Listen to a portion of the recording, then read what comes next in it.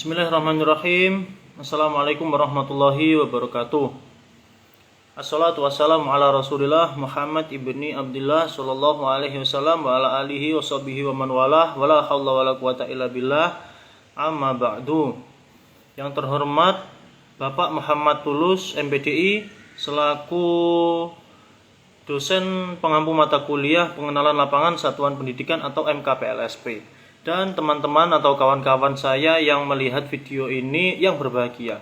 Di sini saya akan mempresentasikan tugas instrumen observasi budaya sekolah atau madrasah untuk atau digunakan untuk memenuhi tugas ujian akhir semester di semester 6 ini.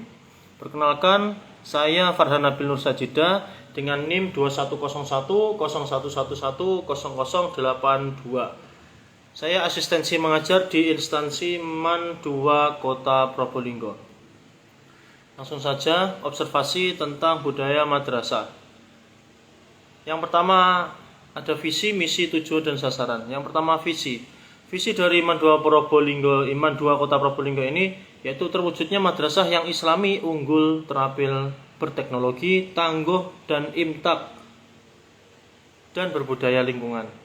Misi yang pertama, menanamkan penghayatan dan pengalaman nilai-nilai islami, mengembangkan potensi akademik peserta didik secara optimal, yang ketiga, membekali siswa dengan keterampilan sebagai model untuk terjun ke dunia usaha, yang keempat, menciptakan lingkungan madrasah yang bersih, indah, sejuk, nyaman, dan aman, yang kelima, memanfaatkan sumber daya alam, energi listrik, dan air secara efisien dan tepat guna, yang keenam, meningkatkan kerjasama dengan masyarakat, komite, perguruan tinggi, serta instansi yang terkait. Yang ketujuh, misi untuk mewujudkan madrasah yang unggul. Yang kedelapan, mewujudkan madrasah yang terampil teknologi. Yang kesembilan, mewujudkan madrasah yang tangguh dalam imtak. Dan yang terakhir, yang kesepuluh, yaitu mewujudkan madrasah yang berbudaya lingkungan. Yang kedua yaitu pertanyaan kurikulum dikembangkan dengan melibatkan seluruh elemen madrasah termasuk siswa. Ya, di dalam MAN ini dalam pengaturan atau perkembangan kurikulum, sekolah itu melibatkan semua elemen termasuk guru maupun siswa.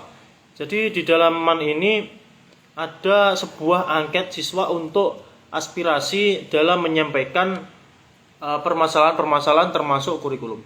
Yang ketiga, tersedia struktur organisasi sekolah. Ya, di dalam MAN ini ada tata tertib sekolah yang terdefinisi dengan jelas dan struktur dengan baik. Yang keempat, pola interaksi sekolah dengan orang tua, masyarakat, dan yang material dapat berupa fasilitas dan peralatan, artefak, dan tanda kenangan serta pakaian seragam.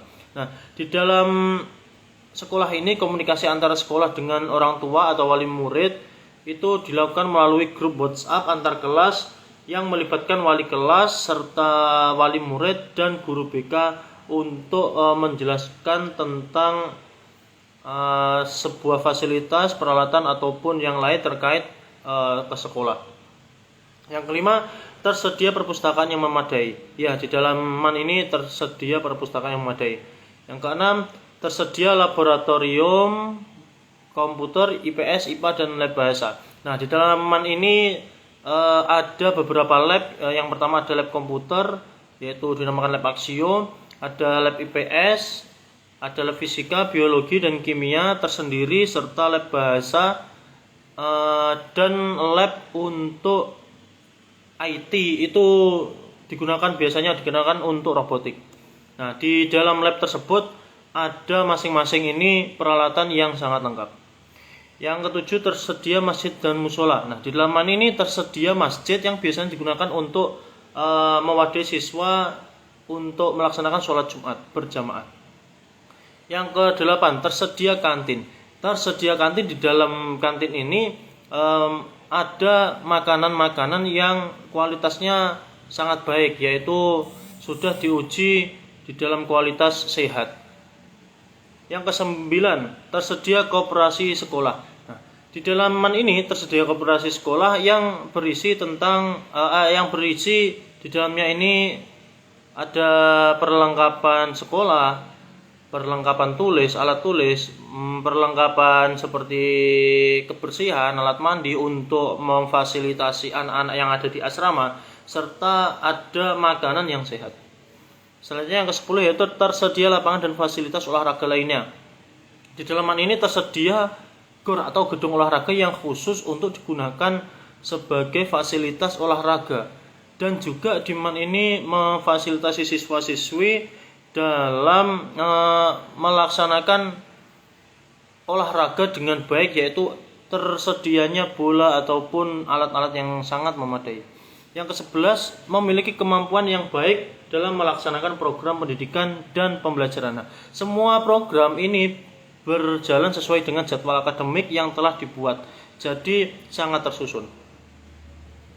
Selanjutnya memiliki guru yang memadai dan memenuhi kualifikasi tenaga pendidik. Sangat memenuhi, yaitu guru dalam man ini. Yang selanjutnya yang ke-13 memiliki ruang belajar yang cukup dan ruang lainnya yang memadai. Ya, di dalam man ini memiliki ruang belajar yaitu kelas yang sesuai kelas masing-masing, serta ada kelas kosong yang biasanya digunakan untuk kelas kelas tambahan seperti kelas IT, kelas robotik, dan kelas-kelas yang lainnya. Selanjutnya yang ke-14 memiliki fasilitas perpustakaan dan ruang baca yang cukup memadai. Nah, di sini perpustakaannya sangat memadai dan sangat lengkap buku-bukunya. Yang ke-15 memiliki prestasi yang baik dalam kegiatan program ekstrakurikuler dalam bidang keagamaan, kesenian, dan olahraga. Nah, di dalam man ini akhir-akhir ini man ini sangat melejit dalam mengembangkan potensi akademik maupun non akademik. Selama saya asistensi mengajar kemarin, terdapat beberapa kejuaraan. Yang pertama ada juara pencaksilat, itu sudah mewakili olahraga kesenian dan keolahragaan. Serta ada juara robotik, itu yang mewakili kesenian juga, serta ada lomba yang bisa menjuarai MTQ atau KORI. Selanjutnya yang 16 pembinaan guru dan siswa dalam keagamaan dan lain-lain secara intensif. Nah, pembinaan guru dalam keagamaan dan aspek lainnya ini disediakan oleh Kemenak. Sedangkan untuk siswa-siswi, pembinaan dilakukan melalui kegiatan harian, seperti ada yang pertama itu mengaji rutin sebelum terselenggaranya pembelajaran sekolah. Ada juga khatmul Quran setiap Jumat, dan juga kegiatan KJS yaitu kegiatan Jumat Sehat, biasanya dilakukan dengan cara kegiatan bersih-bersih lingkungan sekolah dan senam pagi.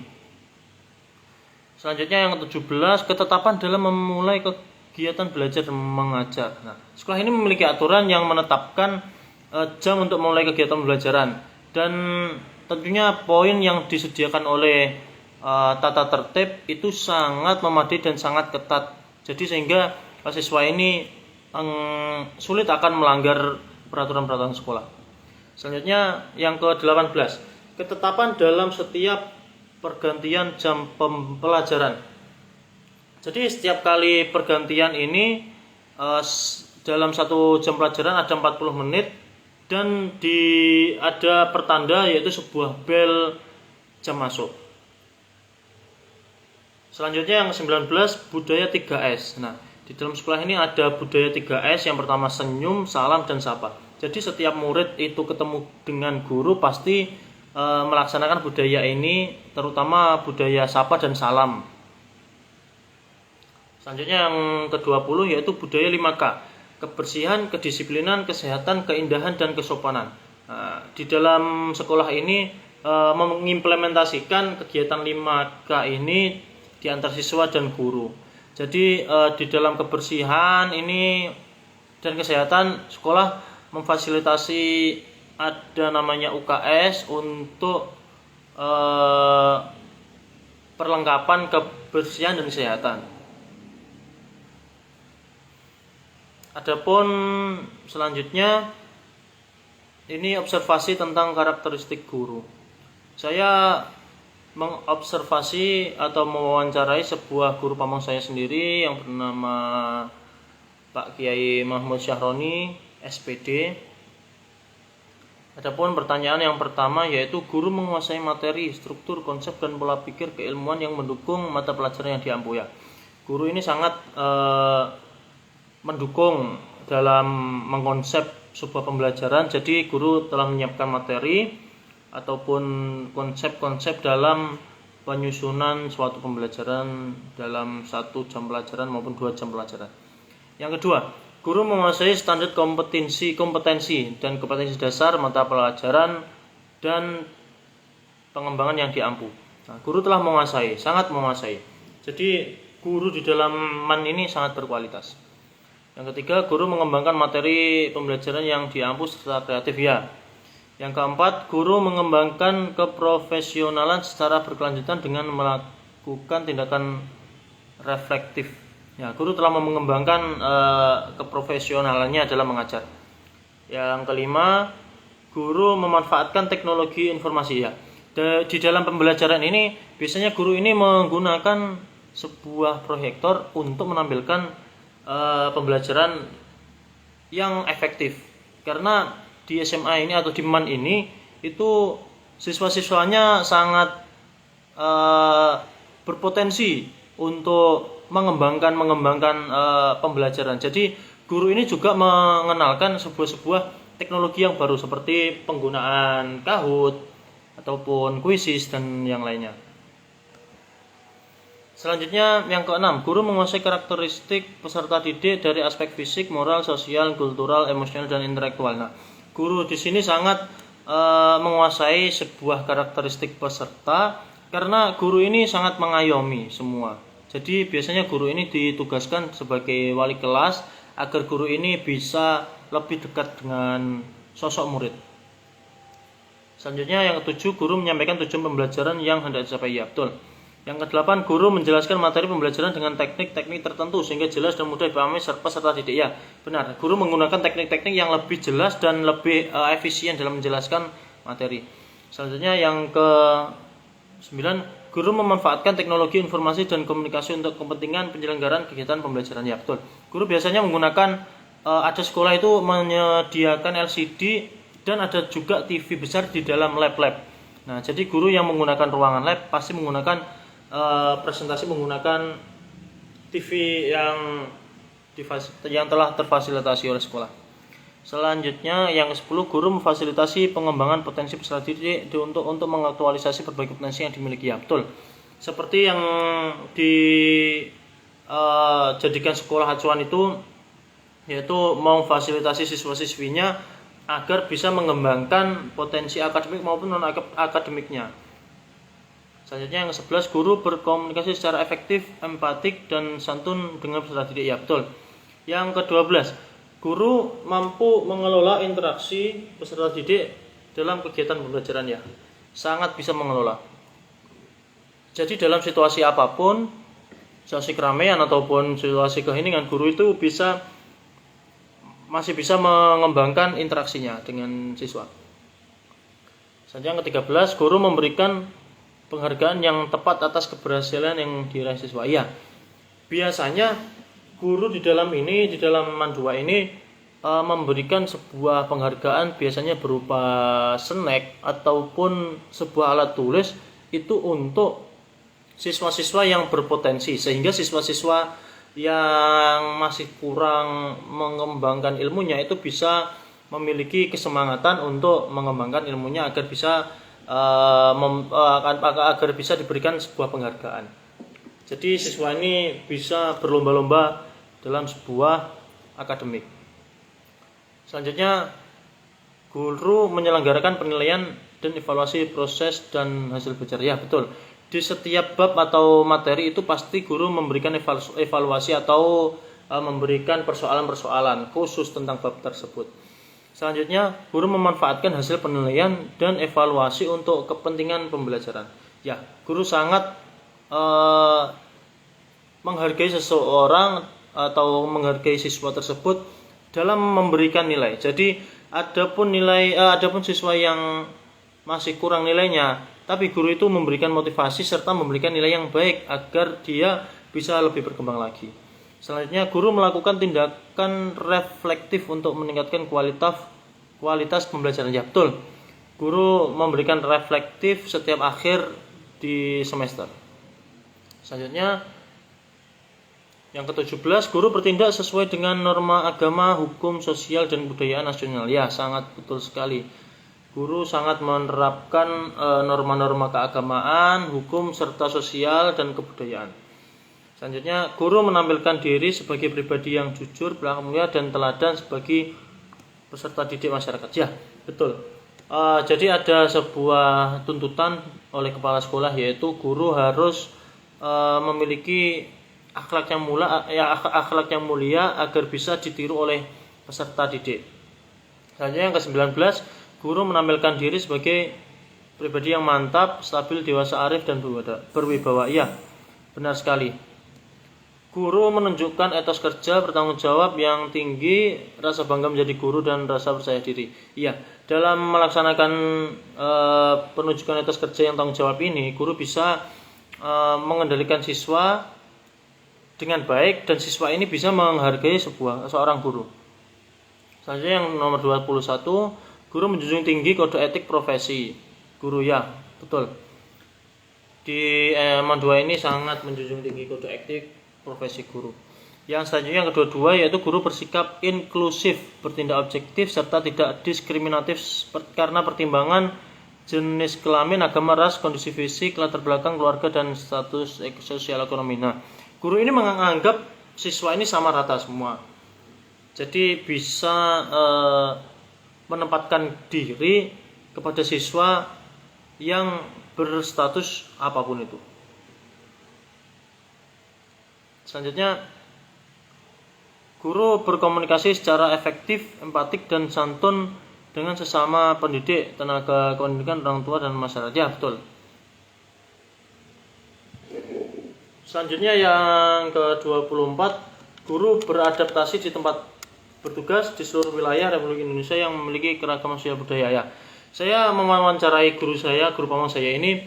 Beliau sebelum mengajar di MAN ini pernah mengajar juga di daerah Situbondo yang di dalamnya itu masih berbagai jenis model siswa. Jadi guru itu siap dalam menghadapi siswa.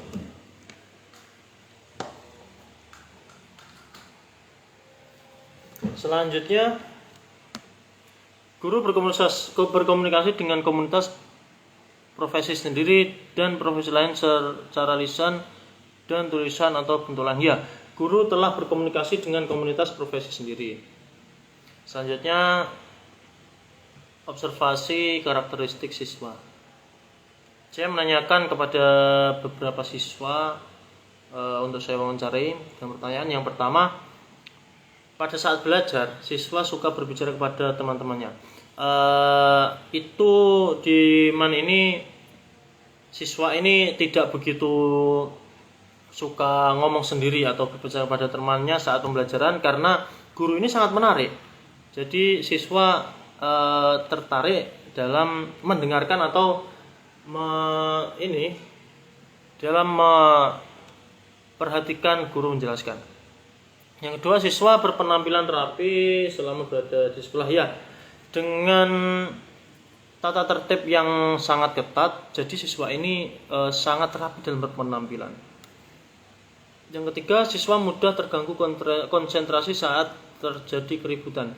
Nah, siswa tidak terganggu karena di dalam fasilitas kelas ini sangat kedap suara.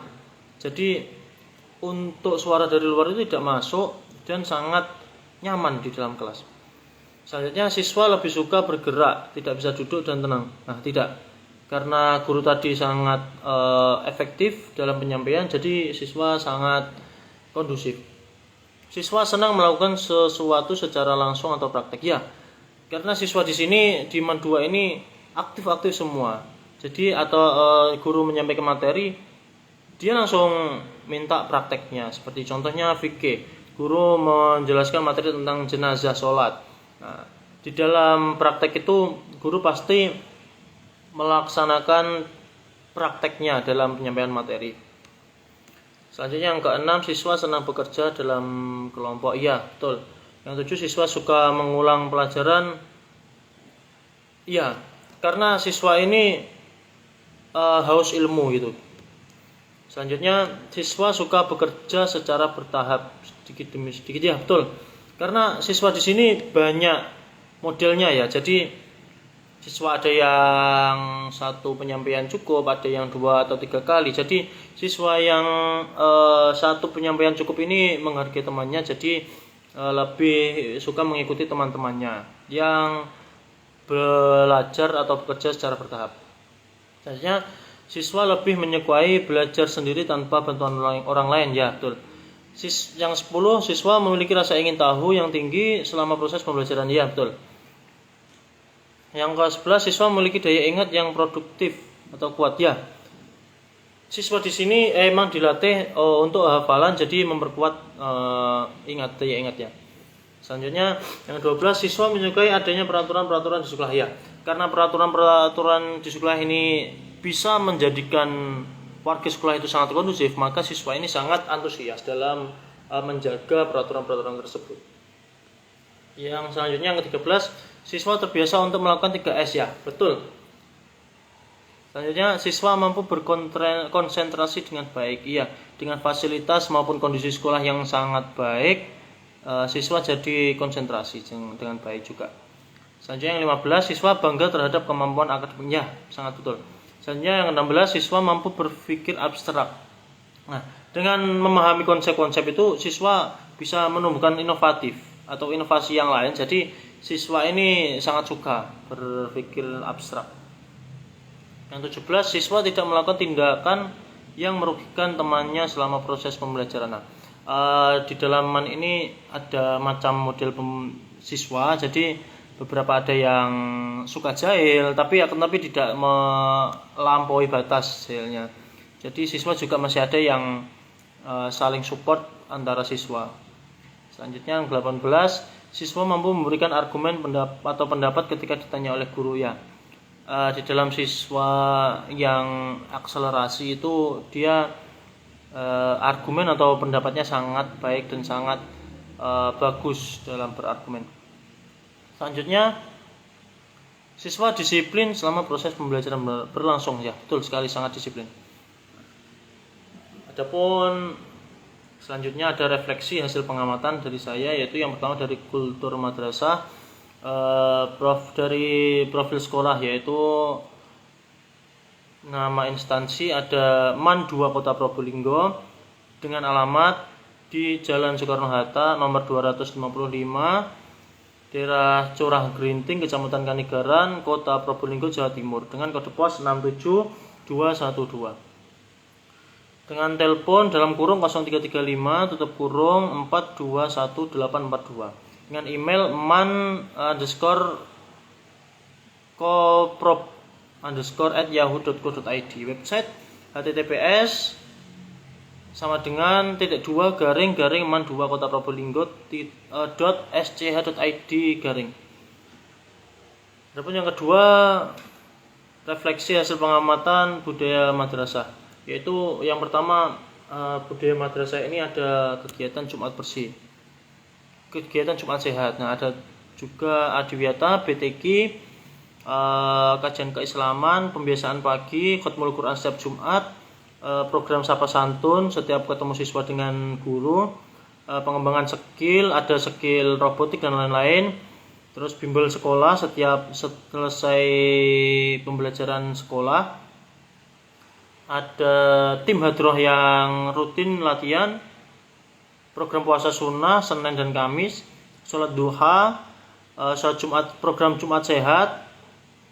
Ada juga program pengembangan TOEFL bagi kelas bahasa dan pengembangan skill IT. Nah, refleksi pengamat. MAN 2 Probolinggo ini termasuk madrasah favorit, ya, termasuk madrasah yang favorit di Kota Probolinggo khususnya, dan mempunyai asrama untuk menampung siswa-siswa yang ingin mengembangkan ilmu-ilmu agama.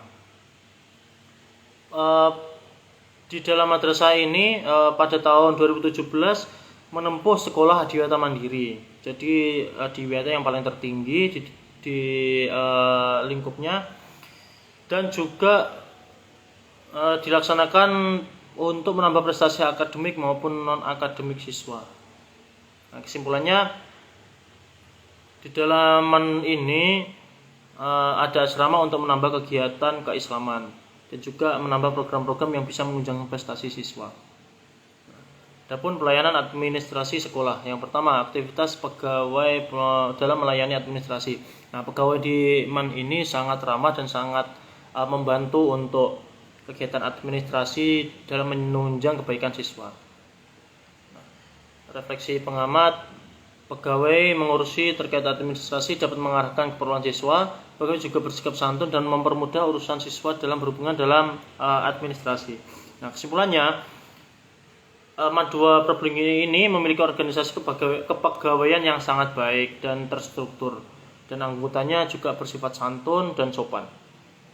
Selanjutnya, refleksi manajemen sekolah. Yang pertama, adanya dokumen penting terkait manajemen sekolah, visi, misi, tujuan, program kerja, RPS, dan efektivitas kerja, yaitu visi yang tadi saya ucapkan, yaitu terwujudnya madrasah yang islami, unggul, terampil, berteknologi, tangguh dalam infak dan berbudaya lingkungan. Nah, adapun misi 10 misi yang telah saya sampaikan tadi. Nah, refleksi pengamat, madrasah ini mempunyai banyak dokumen yang menunjukkan adanya manajemen dalam organisasi. Dokumen ini dapat berupa dokumen besar seperti dokumen madrasah yang mencakup visi misi dan program kerja, serta dokumen-dokumen kecil seperti dokumentasi perkembangan siswa ataupun dokumentasi selama kegiatan-kegiatan penunjang seperti kegiatan Idul Adha, proses pemotongan kurban, ataupun kegiatan-kegiatan tambahan seperti KJS, puasa sunnah, dan yang lain-lain. Kesimpulannya, dokumentasi madrasah ini manajemennya bersifat transparan. Selanjutnya, kepemimpinan sekolah. Kinerja kepemimpinan sekolah. Nah, kepemimpinan yang digunakan oleh pemimpin atau kepala sekolah akan menetapkan tindakan yang dilibatkan di madrasah. Jadi kepala sekolah ini sangat menunjang siswa dalam melaksanakan atau melontarkan ilmu-ilmu kepribadiannya. Kesimpulannya, keberhasilan seorang pemimpin selama masa kepemimpinannya dibuktikan dengan tercapai atau tidaknya tujuan madrasah tersebut. Selanjutnya, instrumen observasi pelaksanaan pembelajaran dan perangkat pembelajaran. Yang pertama ada telaah kurikulum dan silabus.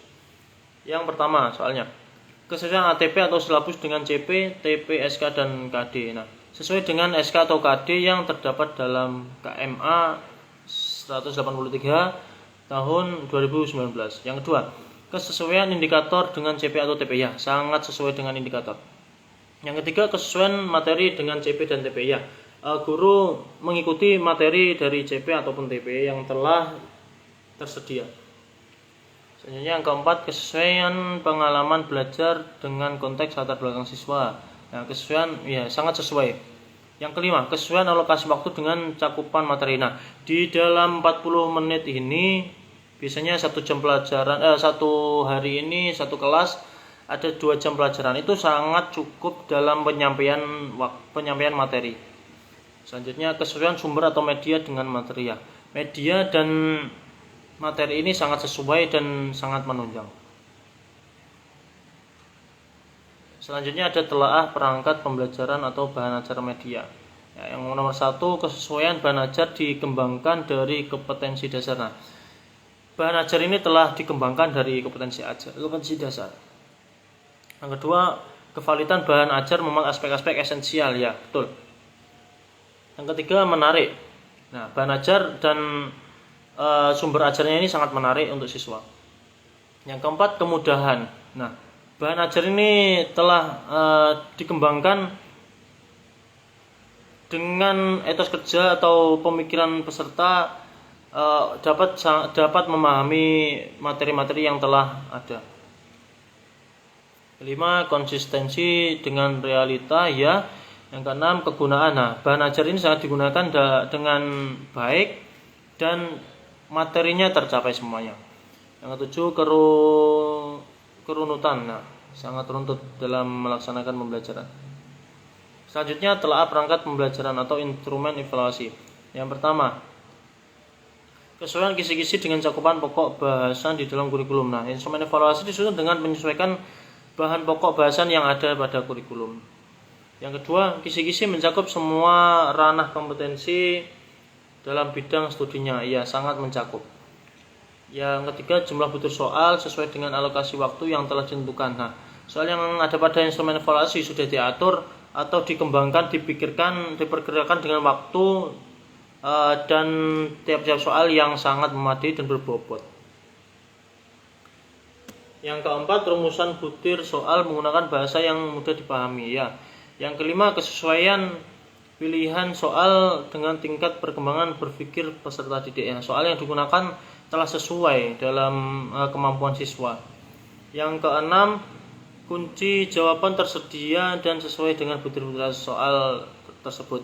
Ya, kunci jawaban ini biasanya dipegang oleh guru atau yang mengoreksi. Selanjutnya, pengelolaan kelas. Nah, yang pertama, tata ruang kelas tertata dengan rapi. Ya, siswa-siswanya setelah pulang sekolah itu ada namanya piket harian, yaitu membersihkan serta menata penataan kelas dengan baik. Yang kedua, jumlah siswa dalam kelas tidak melebihi standar. Nah, di dalam kelas ini satu kelasnya terdapat 27 siswa. Nah, kurang lebih standar. Tidak ramai dan juga tidak terlalu sepi. Yang ketiga, fasilitas yang disediakan dan ditata dengan baik sangat mendukung terhadap hasil belajar. Ya, fasilitas sangat baik dan disediakan dengan sangat mendukung. Yang keempat, ruang kelas bersih, tidak ada bau-bauan yang mengganggu konsentrasi pikiran. Nah, di dalam sekolah ini apabila ada sebuah kerusuhan pasti akan gercep untuk diatasi. Nah, selanjutnya, kebersihan kelas dan sarana interior kelas memadai dan nyaman. Nah, siswa ini memberikan interior atau kenyamanan di dalam kelas tersendiri, jadi sesuai kenyamanan siswa. Yang keenam, tempat belajar tenang, tidak banyak gangguan suara bising dan gaduh. Ya. Yang ketujuh, penjagaan di kelas baik sehingga membuat anak lebih semangat dalam belajar. Ya. Semua kelas dipastikan bisa terkena sinar matahari, jadi pagi sampai siang itu siswa tidak merasakan situasi yang gelap. Adapun kelas yang tidak terkena paparan itu ada lampu yang sangat terang untuk penerangannya. Selanjutnya, menjaga kebersihan kelas. Kelas dijaga kebersihannya oleh semua warga kelas. Ya. Kelas ini ada piket harian tersebut, jadi pasti bersih. Selanjutnya, tersedia tempat sampah di luar kelas. Ya, tersedia. Yang 10, pengaturan dinding kelas terlihat rapi dan enak. Ya, setiap kelas ini ada yang namanya lomba mading atau majalah dinding. Jadi setiap dinding, biasanya dinding yang belakang itu desain siswa biasanya digambar dengan baik dan gambar yang berseni baik. Selanjutnya, posisi meja guru di tempat yang baik dan dapat memandang ke seluruh ruang kelas. Ya, betul. Yang ke-13, posisi meja siswa tidak berdesak-desakan dan telah sesuai jumlah meja kursi dengan kapasitas ruangnya. Ya, meja siswa itu didesain ada 2 saf per 2 anak meja, serta ke belakang ini ada 4 saf ataupun 5 saf. Ada jarak per bangku ini 1 per 2 anak ini untuk jalan. Selanjutnya, tersedia sudut baca atau perpustakaan kelas. Ya, di dalam belakang, di dalam mading itu ada sudut baca atau perpustakaan kelas. Yang ke-15, tersedia tempat bersosialisasi antar siswa maupun guru dengan siswa. Ya, biasanya di depan kelas di meja guru itu ada tempat bersosialisasi. Dan yang terakhir yaitu terdapat aturan tata tertib etika yang disepakati oleh semua siswa. Ada. Apabila siswa ini merasa terganggu oleh temannya, itu pasti ketua kelas mengondisikan dan membuat peraturan-peraturan khusus. Oke, baik, itu yang bisa saya presentasikan. Apabila ada kurang lebihnya mohon maaf. Bila taufik wal hidayah wa ridwan. Wassalamualaikum warahmatullahi wabarakatuh.